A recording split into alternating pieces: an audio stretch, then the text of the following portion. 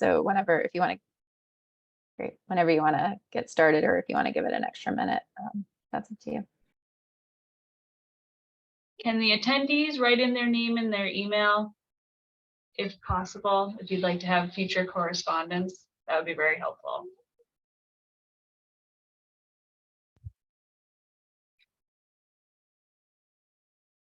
All right, looks like we're kicking off at 3 o'clock. Thank you everybody for joining. We're really excited because we had a little bit of a hiatus in regards to handling our drainage with the COVID repercussions. So this is the first fiscal year that we're jumping into that will actually have drainage funds. And but with that being said, the last couple of years we have been still pursuing grants to help offset and keep our balls rolling. So we did acquire a CCM grant for water quality, in which we hired APCC and Horsley Witten to help us, and they're here today to present on the grant that we've had. And again, I appreciate everyone taking the time. I'll pass it off to April. Great, thanks, Amanda. And as Amanda said, for people that are kind of slowly joining, if you want to go ahead and put your name or your email address, if you want to sign up for future project meeting updates, you can add that to the chat as we go. Again, my name is April Vokes. I'm a restoration ecologist with the Association to Preserve Cape Cod, working on this project with the town, looking at stormwater assessment and prioritization of potential sites for improvement of water quality. So with this presentation, we're going to start off with a little bit of a Stormwater 101 background in terms of what is stormwater and why it's a problem, and then get into what we can do about it kind of as individuals and what we're doing about it with this project more specifically. So it'll be kind of a 15-minute or so introduction, and then we're really going to focus on what we've done with this project and have opportunity for input, questions, and comment about specific sites that we're looking at. So what is stormwater? So stormwater is typically when we think of any rain or sometimes snow melt that hits kind of impervious surfaces. This is surfaces that are hard, that don't allow rain or water to soak through. So things like our rooftops, our driveways, sidewalks, roadways, and to some degree as well, our lawns, because they're kind of more compacted surface.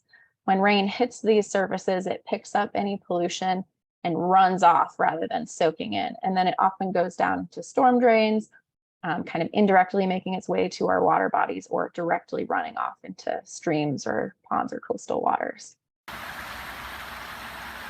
This video, hopefully it's running for you, is just to show kind of what that looks like. You can see in the stormwater, there's things instant from the road, oil, grease, gas, you'll get sand and sediment, other kind of trash and materials collected there.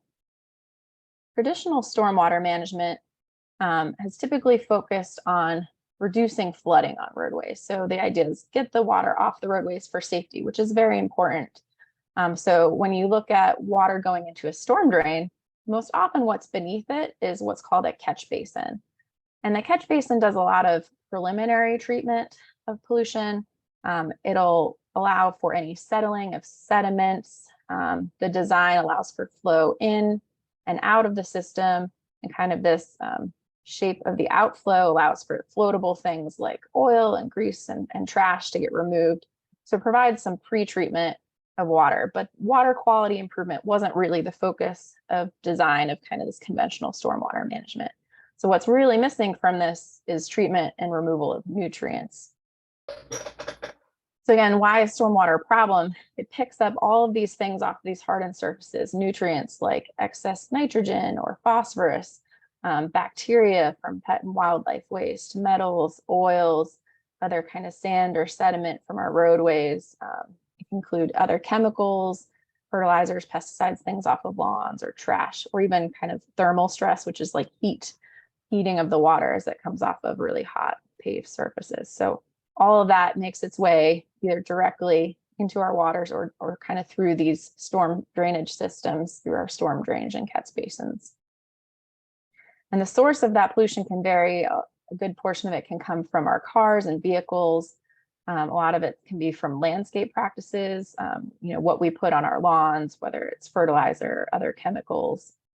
Pet and wildlife waste can get picked up, and that's the main source of bacteria. And then other just kind of atmospheric deposition or litter. It kind of runs off, particularly roadways, and into these drains. For this grant in particular, we're very focused on nitrogen. This is an issue we have obviously across the Cape. Our coastal water bodies are impaired by excess nutrients. And in case of these kind of saltwater systems, nitrogen is the big nutrient problem.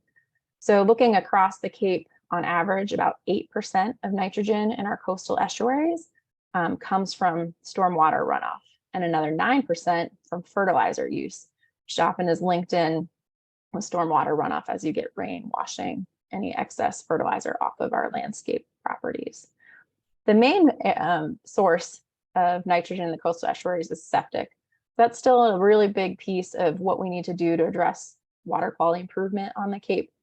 But when you look at the portion that's coming from fertilizers and stormwater directly, it's a pretty good size piece of the puzzle. And so addressing stormwater is an important part of addressing water quality, and it can also be kind of like low-hanging fruit, cost-effective way to start to improve water quality in key locations. If we look at the water quality in Yarmouth, this is kind of a map looking at state-listed impaired water bodies. So everything kind of shown here in red or yellow indicates that these water bodies, these rivers, and streams, and coastal areas are listed as impaired, either for high nutrients, high bacteria levels, low dissolved oxygen. And again, this is not a problem just for Yarmouth. We see this across all the Cape. This is pretty much what the maps look like for our kind of coastal estuaries and connected water bodies. The only distinguishing difference between the red and the yellow, in this case, indicates the difference between water bodies that have a finalized state plan, or what we call kind of a total maximum daily load plan. So the yellow, we have a finalized plan. The areas in red, there's not yet a finalized plan, but we know it has water quality impairments. So when we were looking at this project and opportunity for funding, when you look at the areas south of Route 6, this is where we find most of these most impaired kind of state listed water bodies. So that's really the area that we've been focusing on, kind of bounded by the Bass River to the east and the town boundary to the west. All of these pollutants can have obvious negative effects on the environment. So the excess nutrients, whether it's nitrogen in coastal waters, phosphorus in fresh water, that can lead to excess algal growth or cyanobacteria blooms. This can degrade the habitat and cause direct or indirect harm to wildlife. When you have big algal blooms, as they decay, they actually, through respiration, take up a lot of oxygen. That can lead to low dissolved oxygen in waters and fish kills. When we look at the negative effects on the community, there can be obviously direct health hazards with cyanobacteria blooms if there's high toxin levels. The bacteria that can get washed into these waters from pet and wildlife waste are the source of beach closures and shellfish closures.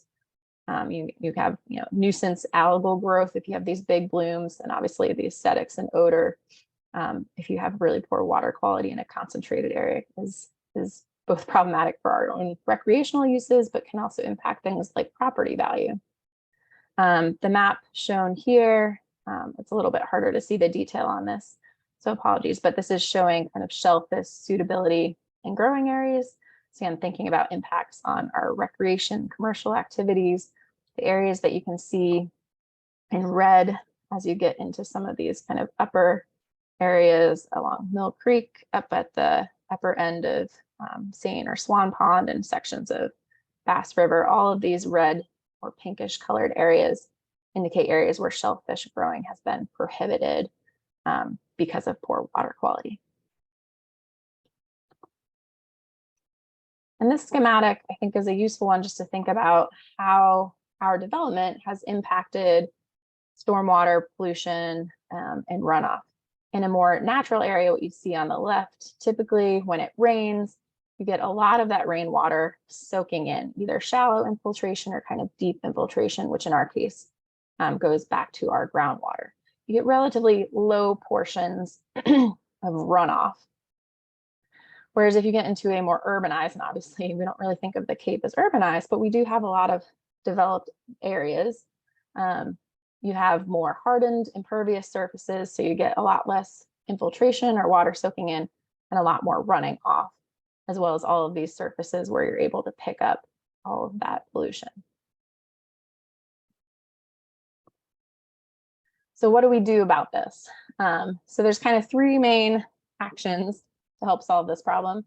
Reducing stormwater volume is an important first source. So by protecting more open space or natural areas, you allow for more opportunity for the rainwater to soak in.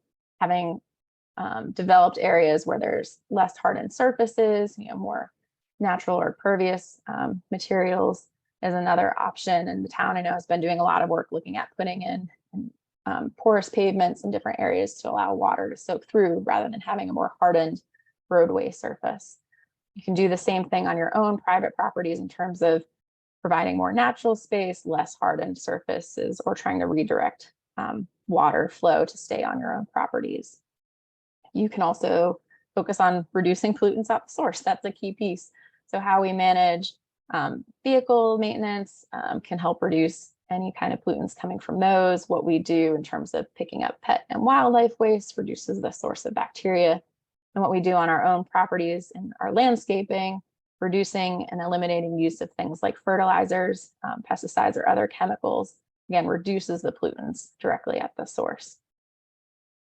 And the last thing, obviously, is to then address the pollution that we can't get at by installing, in this case, what we're looking at are called green infrastructure BMPs, or best management practices.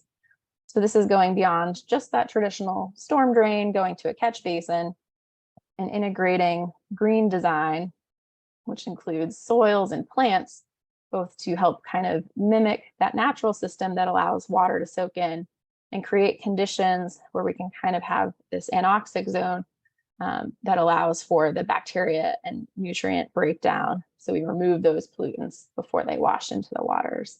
And what you see here is an example of one project that APCC worked on with Horsley Witten Group and the town of Barnstable. This is a bioretention that was installed right along Cotuit Bay. This is a way to water that is heavily used by recreational shellfishing. At the end of that landing, this bioretention was installed. Essentially, it's an engineered rain garden. It's a depression that allows for infiltration of the water with plants and soil media to help remove those pollutants. So with this project, we're really trying to build on a lot of ongoing work that the town has been doing, putting in some of these similar types of green infrastructure systems and porous pave in key areas, and support this plan to make a kind of multi-year project. So right now we're planning and identifying locations where we could put in more green infrastructure and looking for funding to actually complete implementation.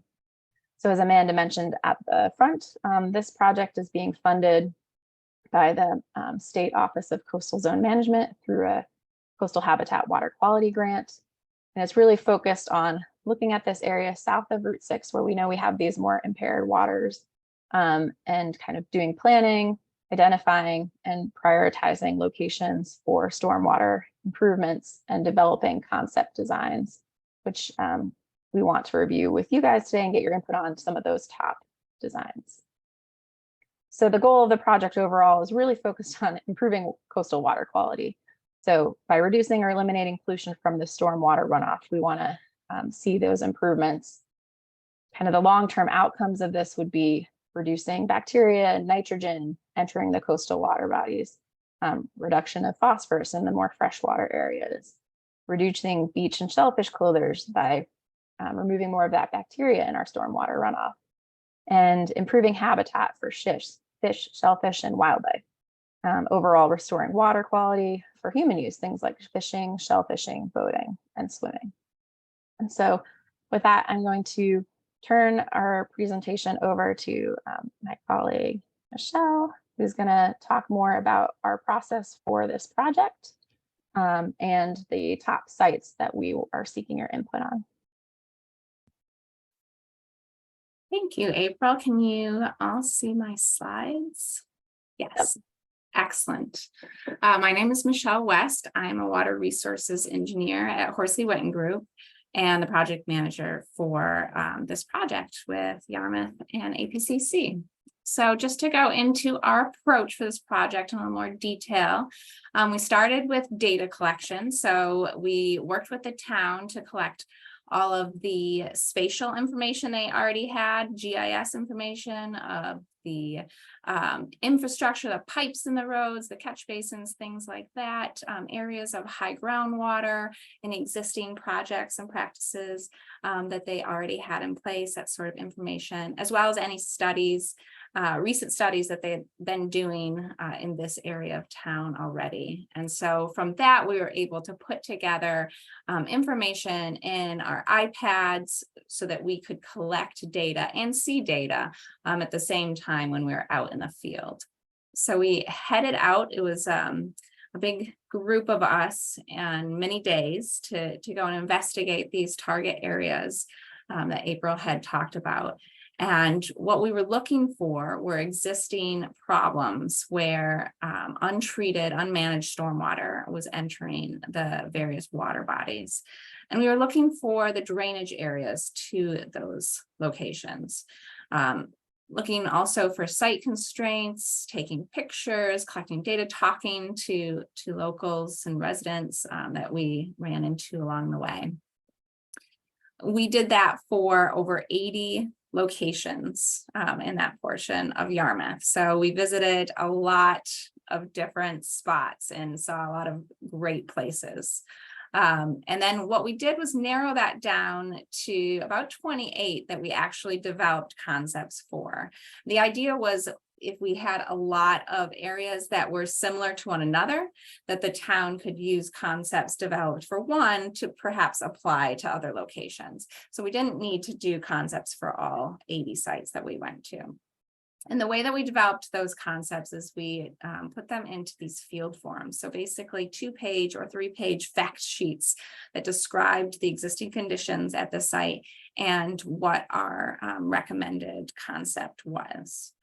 And then we used a prioritization to come up with our top sites that April had mentioned. We're going to go through with you today. So we used different criteria to determine where we should focus our efforts on the next steps. All right, so here is the wide range of those 80 sites that we visited during our field work, and you can see the spread of those across the town. And then from that, the yellow dots are the ones that we developed concepts for. And then from that, we prioritized the top 10 or so that are shown here in red. And these are the ones that we want to talk with you about today. So what were we proposing for all these sites? I just wanted to do a brief discussion of what green stormwater infrastructure we are recommending at some of these sites. So the first category are structural practices. So these are actual constructed practices in the ground, whether it's underground or preferably on the surface where you can see it. But different categories of practices would be infiltration, filters. This is where bioretention practices fall in, or rain gardens, as we talked about a little bit earlier. So it's using a sandy loam media that the stormwater can soak through, and that helps remove a lot of the pollutants. And having native plants in those filters takes up a lot of the nitrogen as well. So filters are always a big one. And then there's also wet practices. So we do have areas of high groundwater, as you know, throughout Yarmouth, and that doesn't preclude doing effective green stormwater infrastructure. Constructed wetlands are mimicking the natural wetland system to provide that treatment for stormwater. And in a lot of cases, it can really add to habitat benefits as well. Other non-structural practices we were looking for, so this isn't necessarily a permanent thing on the ground, but it can really help a site. So just removing pavement sometimes, I mean, that is a runoff reduction measure right there. If there's excess pavement in an area that isn't needed, that can be an effective non-structural practice, as well as revegetating an area. Often those will go hand in hand. If you remove pavement, you can revegetate that area. And public education, having some signage or other ways to educate the public about these sites. If it's a heavily visited site, then we know it would be more effective for public education. So as I go through the 10 concepts, I just wanted to give you a sense of what you're going to be looking at when we get to the sketches. So the pink line that's around an area, that's the drainage area. So everything within the pink polygon is going to drain down to our site. So it's going to be different for each one, but I just wanted to let you know that if you see the pink, that is the drainage area down to our site. The contours in the background, that's the orange lines, that just indicates the shape of the land and how steep it is. So when they're spread apart, it's shallow, it's flatter. And if they're really close together, those are steep areas. Town-owned land is shown in green. The wetlands, you can just see just a little bit down here. It has kind of a plant symbol on it. Sometimes that's really relevant for a concept. Pavement removal is not on this example, but it would be gray stripes. For the green infrastructure practice, we indicate that with a light green. In some cases, it's speckled brown if it's for porous pavement. Revegetation would be dark green. Flow arrows here indicate which direction the stormwater is flowing. And then existing infrastructure that we know of is in this bright blue. And proposed inlets we show in dark red. So that's just to give you a little heads up of what's coming. All right, so the way that we ranked these sites, we had 4 basic categories just to keep in mind. The big one, of course, is pollutant removal. That is the focus of this project. So that was something that got a lot of weight in our ranking. Estimated construction costs, ease of implementation, and additional benefits were other aspects that we were looking at. All right. Okay, so our first site that we are going to show to you today. We're just going to start kind of on the eastern edge of the town and make our way to the western edge. So the first one is on Curve Hill Road. This is an area that has a pipe network for collecting stormwater, and it discharges into an area that eventually makes its way to wetlands and down to Bass River. The drainage area is pretty big for this site. It's 13.6 acres, and almost 40% is impervious, or those hard surfaces, pavement, rooftops, things like that. There is a town-owned parcel right at this site. There's also an existing outfall. So when you're looking at, this is looking south, kind of towards the wetland area. I'll show it a little bit better in the next slide as well. But we have a paved flume. So this is allowing the water to come off this immediate stretch of road. And here it is again, down into this area. There's also a piped outfall here as well. And you can see a lot of sediment and debris buildup in this location. All right, so here is kind of the overview picture of this site. This is that outfall I was referring to. There's a paved flume right here as well.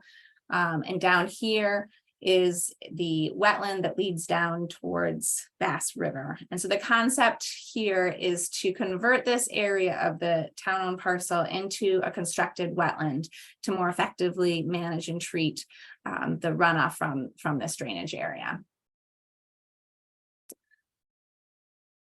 I apologize, that part's not supposed to be there, so it just ends with the constructed wetland. I don't know how that got left in. So before I go on, were there any questions about this site? Let me stop presenting for a second. But I'll take, does anyone have any? I don't know if someone can see in the comments. Let me make sure I take this off. Yeah, so if you have questions or comments, you can either raise your hand to unmute yourself or write anything in the chat. One thing we noted when we were at this site, which is kind of just off Great Western Road, it does look like the area there maybe is used for some parking as well. So that's something we'd want to take into account as if this gets moved along for further design.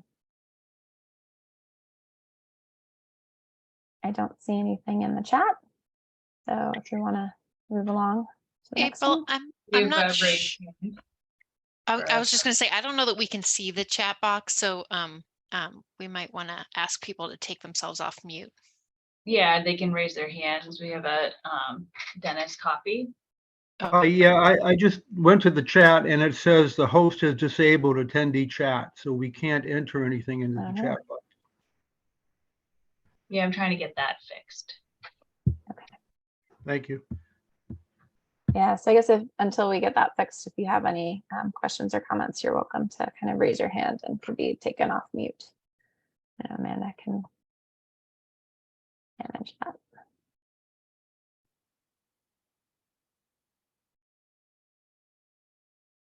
Okay, I'll go to the next site. So the next site is on Old Main. We call this Old Main East. It's the eastern stretch of the portion of Old Main that will be undergoing an upcoming sewer project. So because this whole stretch of road is going to be worked on in the near future, we really wanted to focus on this stretch for stormwater upgrades as well. So this whole area discharges through an outfall pipe into Bass River. It's a very large drainage area. It's almost 26 acres, 43% impervious, mix of residential and some commercial. And was identified as a high priority drainage area for bacteria and nitrogen pollutant loading. So because this is such a large area and with the unique situation of having it worked on for the sewer project, we did this one a little bit different. So this is our giant drainage area here, and it discharges down into Bass River in this location. And what we did here was identify, instead of focus on just one project or view this as 13 separate projects, we really wanted to maximize impact in this area. And so we looked for spaces along the right of way in this area where we could fit a bioretention swale or an infiltration / tree trench into the existing right of way around utilities and that sort of thing. So again, we did this for Old Main because it's a really great opportunity to address stormwater while also addressing sewer. And to give you a sense of what a tree trench might look like, here is a recent example that we've done in Watertown. This side is when it's under construction and it's fitting right into the right of way under the sidewalk and this grass area here. So after construction, it doesn't look as obviously like a stormwater feature as you would expect. The majority of the management is happening under the surface in this gravel reservoir and the tree roots and that sort of thing for pollutant removal. So I just wanted to give a sense of what this would look like after the fact. And you can see it just fits right into the right of way. It's not the whole stretch. You can't always do this sort of practice down the entire road, but you can fit it in here and there along existing catch basins. So in this case, this catch basin is used as the inlet into this, this one tree trench. So again, this is a combination of bioretentions and tree trenches. We do like to mix in the more bioswales that you can look at and see, and you can see the water kind of when it's actually raining, going into those features and then soaking in, because we think that's a really good public education component of green infrastructure. But also these tree trenches are great as well. I see a hand raised. Go ahead, Dennis. I'm sorry, that was a mistake. Okay. Yeah, I was just checking the chat box again. It doesn't, I did change the settings, but it doesn't appear that they're applying to this webinar. So we might just have to do the raised hand function. Okay. Well, if anyone thinks of any questions, you'll have another chance because our next one is a similar project. It's the Old Main West section.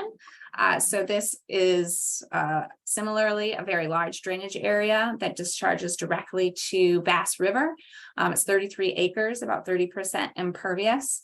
And it also, there's going to be sewer in this area, and it's a high priority drainage area for pollutant loading. So in this case, we identified 16 different little areas along the right of way where the conditions were appropriate. You know, we didn't seem like there were utilities or overhead wires or existing large trees and driveways and all of those constraints. These were areas that we could fit in either tree trenches or bioretentions. And just so you know that it's all collected on Old Main, and then here's the pipe that discharges towards Bass River.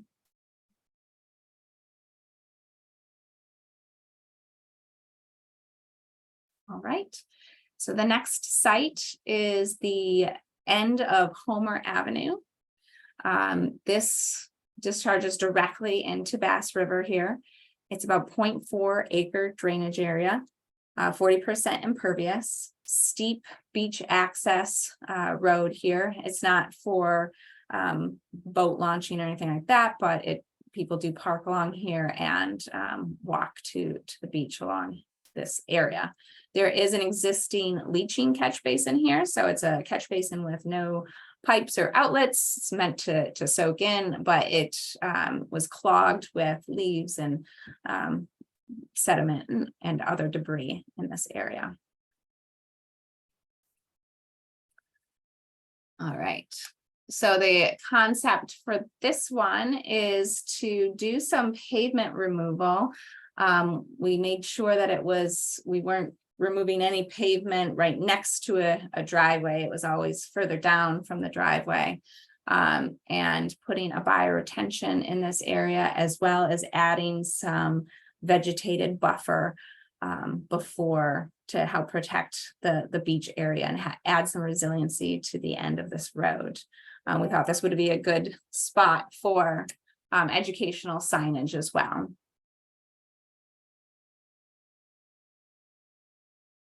Any questions, concerns about this site?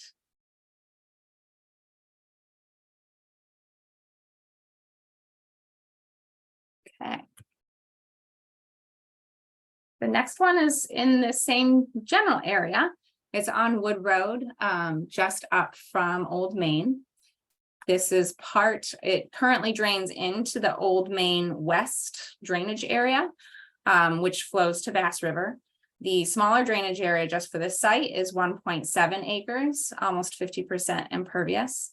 There is a town-owned parcel along the road here at the cemetery, and the site is a parking area for the cemetery here. There are existing erosion gullies at the parking lot where runoff has concentrated and is carrying that dirt down gradient to the catch basins on either side of Wood Road, right at the intersection with Old Main. So the concept here is not to take away any of the existing parking, but to work with it and improve it, to change the dirt parking lot to a porous pavement or perhaps porous pavers to make sure it's both stabilized and to promote infiltration as possible, but also to use a bioretention in this area to treat runoff from the road itself, so that hopefully all of this can get, or the majority of it can get treated before entering that drainage network for Old Main. Again, we thought that this would be a good location for educational signage as well.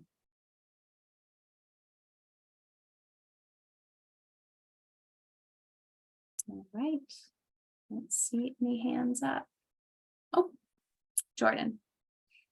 I'm sorry if I missed this, but can you explain the red dots in the Yes. picture there? Is that flumes for the bioretention? It makes me confused because porous pavement shouldn't have flumes, right? Yes, it's the inlet for the bioretention. It may not be a flume per se, but it'll be the location where we are bringing flows in from the road. Okay, thank you.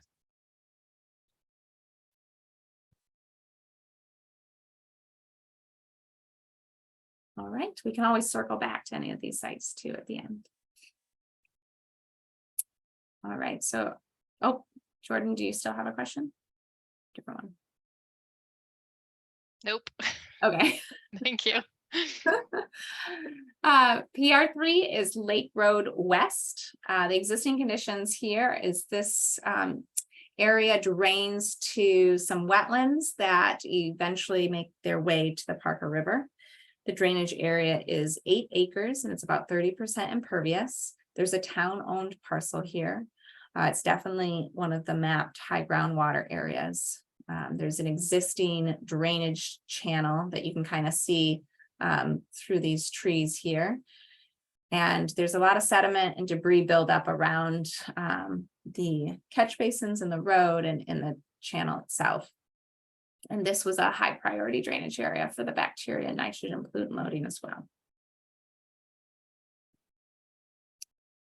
So this is the concept. I cut off the drainage area a bit so that we could see better what we were proposing.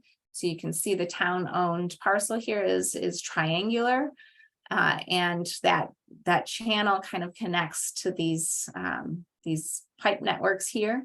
And the idea is to expand that drainage channel to be more of a constructed wetland to slow the water down, provide better treatment for bacteria and nutrients before it discharges and it ultimately makes its way into the wetlands here and Parker River.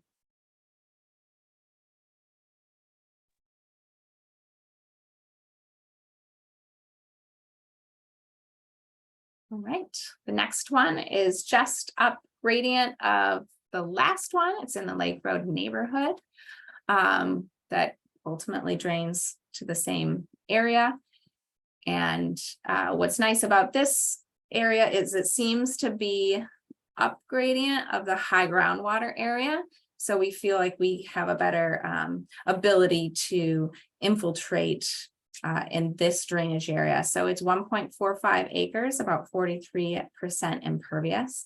And there's an intersection here that seems to have more pavement than is needed for this neighborhood. And so we thought that we could tighten it up without actually making the road seem narrow, but remove some pavement in these areas and put in some infiltrating bioretentions within the right-of-way to try to treat and infiltrate runoff before it flows down the road and gets into that high groundwater area where it's a little more difficult to manage.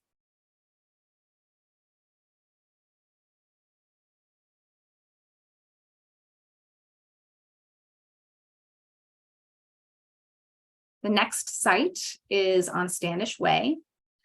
This area ultimately discharges into the Mill Creek system. It is up gradient of a porous asphalt parking lot. And the drainage area to this site is 1.5 acres, about 60% impervious. There's quite a bit of space along the right of way here, which we really got excited about.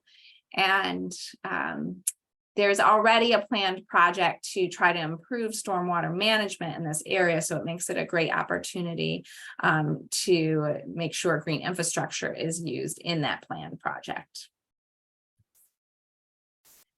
So we have two different practices proposed here. One that's further up gradient, up Standish Way, is an infiltration trench within the right of way, similar to what I was showing earlier. And then in that stretch that I was just kind of showing you how wide the shoulder was, this would be a more traditional bioswale here to allow to treat the water and allow it to infiltrate as much as possible. And what's really great about this is since there is already porous pavement gravel wetland system down in this parking lot, these practices would reduce the pressure on that system. So it would reduce some Michelle, of the, you yes. have a hand rose from an e-tailer. What was that? You have a hand rose from an e-tailer. Okay. If you'd like to unmute yourself.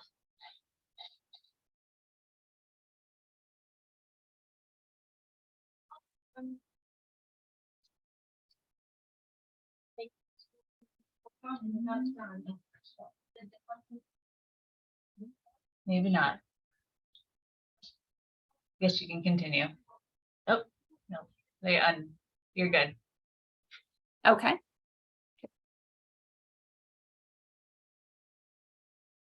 So this, doing these practices here would not only be just a great way to manage the stormwater, but it will improve the conditions at the parking lot and reduce maintenance on this parking lot as well. So, and it could be a great chance for public educational signage along here. It seems like this is probably a pretty active spot in the summer.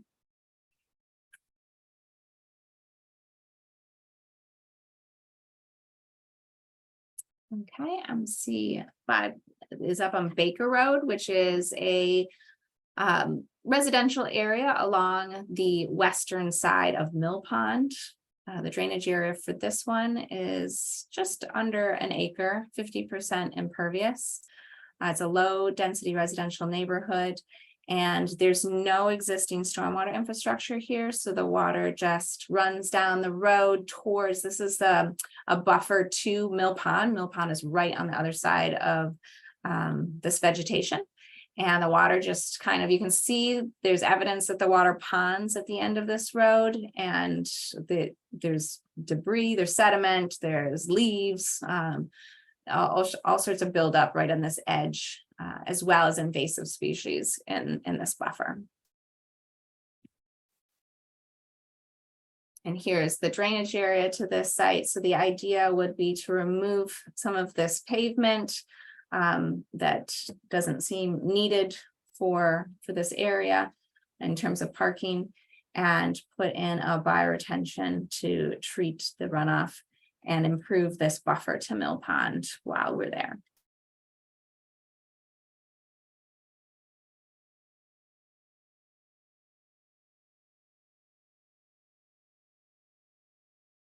All right, I believe this is the last one. This is on Grove Street. This is another road end where there is not any existing stormwater infrastructure, and the water flows down this road. It's pretty steep here. You can't quite tell from the picture, but it was definitely one of the steeper roads that we were on, and it is eroding and taking sediment down to this beach area along Hyannis Inner Harbor. It's about 0.35 acres, 66% impervious. People do park along this road to go to the beach. And I mentioned the driveway. The closest driveways are quite a ways up the hill. And so we thought this made a good opportunity to manage stormwater on this particular road end. So the proposed concept here would be to do pavement removal with a bioretention, and then add a vegetated buffer to better protect this beach area, of course, maintaining a path to the beach. But you can kind of see a vegetated buffer on this side. It would be nice to kind of continue that buffer in this area to better protect the coastal zone along the stretch. And then also could use this spot for educational signage. Any questions on this site? Michelle, can I just comment for a second on Grove Street? Absolutely. It's better. I grew up in this area. That's really Lewis Bay. That's not Hyannis Inner Harbor. Hyannis Inner Harbor starts further in past Bayview Street. Okay, so that's really all part of Lewis Bay. Okay. The other thing is, and I don't know today how much of it's used, more people may walk to the beach, but in days past, those areas where you would be proposed in the vegetative area and all, people would park cars there. So that's definitely a trade-off. I'm not saying it's not needed, definitely is needed, but just realize that you may get a little bit of pushback on that. So. And that's exactly why we wanted to bring this to the public, to get that feedback. It was, of course, not easy to tell when we were out there how many vehicles park along this stretch versus there's several road ends, ways to water. Ways to water, yeah. Along here. Yes. That people use. And so trying to balance, which one might make the most sense, where are people actually parking, can, the parking between this driveway and, can this be enough, or how can we balance that need? Because we definitely want to maintain the way to water. I would think the abutters would be like really happy with this, but that's just a personal observation. But anyway, I just want to point that out to you. That's all. That's great. Yeah, thanks, Mark. I guess the other thing I'd say is some of the other sites that are included in that full list included, as Michelle said, some of these other ways to water. And so we kind of looked at collectively all of these different options. And this seemed to be the one where we could kind of do the most in terms of pollutant removal was kind of the highest ranked of all of those. So the idea being like, maybe we'd select this one and then you would still have all the others kind of, sure, for at this point left as is for parking. So, yep. But that being said, there's other sites. So kind of this is a site that's more heavily used and parking is more needed. There's other options. Only the people that are the users will be able to tell you that. Yeah. Okay, fair enough. Thanks. Well, and this stretch of buffer can certainly be adjusted. This is what's needed for stormwater treatment, and the buffer adds a resiliency component. As we know, the climate impacts at all of these sites are going to put pressure on our infrastructure like roads and houses and driveways and all of that. And so if we can provide more vegetation as a separation, that's going to protect all of those things. But that could be adjusted if we, needed a little bit more space up here for parking, or, there's a balance there. So, but that can certainly be looked at. Any other questions on our sites? Dennis. I don't know. I think there were 28 sites that you have these fact sheets on. Yes. Are those available on the project website, or? We will be pulling everything together into a final report, and I'm not sure, maybe Amanda can speak to how that'll be made public. Yeah, the final report will be posted on the website. Perfect. Okay, and then also when you were talking about Mill Creek and Standish Way, just to the east of Standish Way, there's a no-name creek that drains into a, well, you're nodding your head, I can't describe what it is. Yes, we identified some sites along the no-name creek. That's what I thought. Okay, and I live on that no-name creek, and there's been a whole influx of invasive species of Phragmites. We used to have much more flow in and out of there, and now it's much more stagnant. I mean, we still get tidal flow, but it's not the same as it used to be. And I'm wondering if any of the corrective actions that you're suggesting along no-name might help to stem the invasive species. I mean, that's definitely the hope. And in some of those projects, we did propose to do some management, although not holistically. Are you seeing my map, April, or anyone? Or are you still seeing the presentation? Yeah, I think you need to stop sharing to share the map. Here again, so you can see that. No, Yeah, now I can see it. excellent. So you're referring to this No Name Creek, I believe. Is that true, Dennis? Yes. Okay. So Sorry. we had two of the sites that we put together the fact sheets on, but we looked at a couple more areas along here as well that will be included in the final report.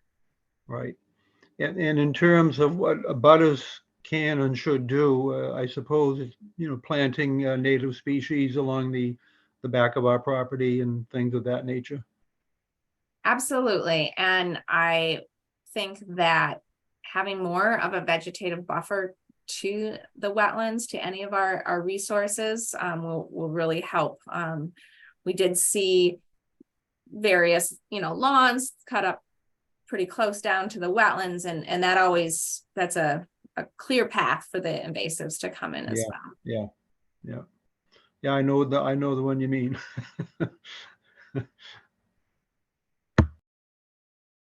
One more hand, Chris. Yeah, yes, I had a question, and it may have been partially answered already.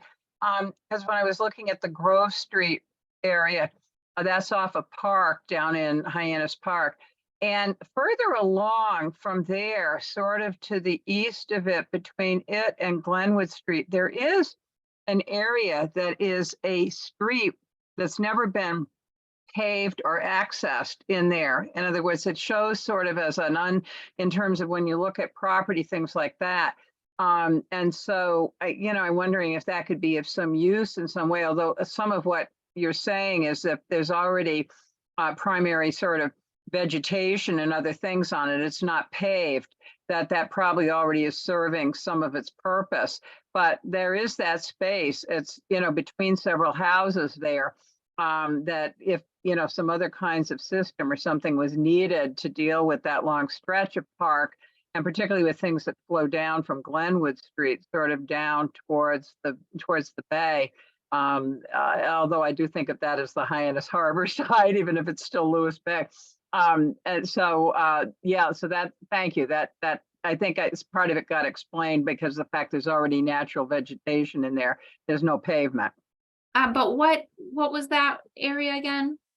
There is a street, literally an unused, never paved, and it sits on mappage and everything between Grove and Glenwood, between some houses out there, which is kind of interesting because it never had anything done to it. It appears on like really old maps and things like that. I've been here since '81, so. Interesting. It's not showing up on our parcel. Yeah. Maps. Yeah. I'll have to go I'll identify it better for you, see if I can find some things that had that. So thank you. Interesting. Thank you. Mark. So Michelle, following up what Chris is saying, all down through that area, there are drainages that come from what we call the hospital bogs, the old Makepeace. And there's all different types of discharges, and there's actually one that comes down. It looks like it ends at the street, but there's a subterranean pipe that drains that, and periodically would plug and so on. And I imagine there's got to be some kind of easement. But the other thing I want to mention is go back to the unnamed creek at Mill Creek. You got that up. Okay, I see. That's what you're talking about, right? Well, there's let's see now. Wait a minute. This is the one that. Yes, that's exactly. But there's a pipe that. There's a pipe that goes from there down through that lot, I guess, and it would periodically collapse and flood that area, Right. So you guys were aware of that. Yes. We could go back real quick to that unnamed creek up at Colonial Acres. So just historically, so you guys know, maybe you do, Mill Creek used to exit right there. Okay. Back in 1966, there was a resolution to a lawsuit brought by the Bannons, which is the large house there right at where that creek comes in and the outlet of Mill Creek was. And it had to do with erosion and so on. So that entrance that's there now was cut in 1966, kind of as a resolution. And obviously it altered the flow in the estuary, as we know as Mill Creek today, because it created that straight outlet, cut off that other area. And then obviously over the 40 or so years, that you don't get the outlet in that unnamed creek like you used to. You just have to maintain that entrance there, Right. because it would with little drift, it would block and open and so on as a typical estuary. But when that opening was made in 66, the pipes were put in to try to maintain some kind of flow, but it's never been right after that. So just a historical note. Interesting. Thank you. Yeah. I wanted to know, it's Chris again, if you could go back to the screenshot of the Grove area, because I think I found the street I was referring to when that was there. You go there, see the one that's called, is it Waverly? That's never been used, paved, or anything. That exists. That's exactly the parcel I'm That's the talking one. about. Okay. That's the one I'm talking about, which is kind of an interesting area. Given, as I said, it's filled in, but it's never been paved. If you were to stand out there, and that little land, that strip where your arrow is, I think is also owned more by the town or something, just in terms of taking a look at what's down in there. Okay, well, that's something we can add. We did do a concept for the drainage area along Park Yeah. here. And we could maybe add a comment about this paper street, Waverly. Yeah.